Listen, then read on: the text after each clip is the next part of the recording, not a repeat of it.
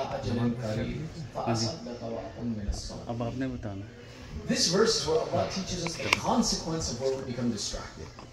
That where we prefer something over Allah, the point where you'll have this regret, Allah describes them, He says, Allah says, وَأَنْفِقُوا, spend from that which Allah has given you as rizq. مِنْ قَبْلَ, before أَنْ يَأْتِيَ أَحَدَكُمُ الْمَوْتُ, before death comes to you. Spend from what Allah gives you. Prefer Allah over other things and use your resources for the sake of Allah before death comes. Because if that death comes, there will be those amongst you who Allah says, not me, Allah says, that you will say, oh Allah, why don't you delay my death for just a little while? So I can do sadaqah, I can do some charitable work and be amongst the righteous and the pious. This advice that Allah gives in this verse of Surah Al-Munafiqun, and think about the severity of speaking harshly to the hypocrites, the advice that is just as important that Allah is giving, is that Allah is saying, spend from that which I have given you. وَأَنْفِقُوا مِمَّا رَزَقْنَاكُمْ. This أَنْفِقُوا مِمَّا رَزَقْنَاكُمْ, the apparent meaning is wealth. That if Allah gives you money, spend from that money in the way of Allah.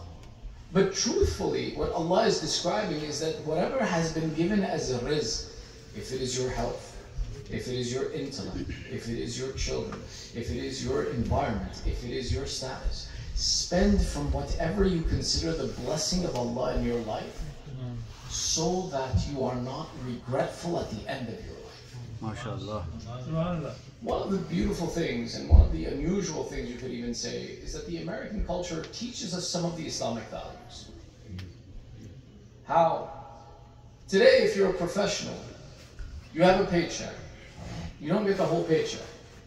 They take some for themselves, they take some as tax, and then some they say you should take yourself and save it for when you will need it in your retirement. They say take what you possess today and put it forward so that when you need it, it's available to you. And what do? We go through that process, and though I don't know, no one can tell you I will live till I'm 70, 80, may Allah give us all long lives in the service of Islam. But at 25, you don't know anything about 80. Why am I saving for 80? I've never seen it. Well, what do we say? We say that intellectually I know that ahead of me, that inshallah if my life persists, there will come a time where I won't have the ability to work for myself. So let me today prepare for that day. This concept of spending in the way of Allah is the same concept of realizing that at some point in time, my book of deeds will close. I will no longer be able to do good for myself or seek forgiveness from Allah. Let me take something that I possess now and put it forward so that when I am in need, I have that possession with me. The severity of that statement is what Allah is describing, and He says that at the moment of death, you will realize that after this moment, there's nothing I can do for myself. And you will say, oh Allah, give me just a little bit of time. Ila ajalin kareem. Ajalin kareem is a close time. I'm not asking Allah at the moment of death for years. I'm asking Him for minutes. That give me minutes that I can do some charity, give something away, do some amal al-khair to offer myself assistance, that once this death comes, my affair is closed. I can't change anything anymore. In that moment of regret, in preparation for that moment, that when you see and the reality is laid before you, Allah is saying, for preparation of that, give now. The attribute of this giving now is something that we take a look at, and we see various narrations that describe to us that what is this giving that we do in this life. For brevity's sake, a narration from the Bani Israel refers to a couple who was pious but poor. And they asked Allah for barakat, and Allah sent them from heaven barakat. And when they received these blessings and when they received this wealth, they became excited that their worldly affairs were solved.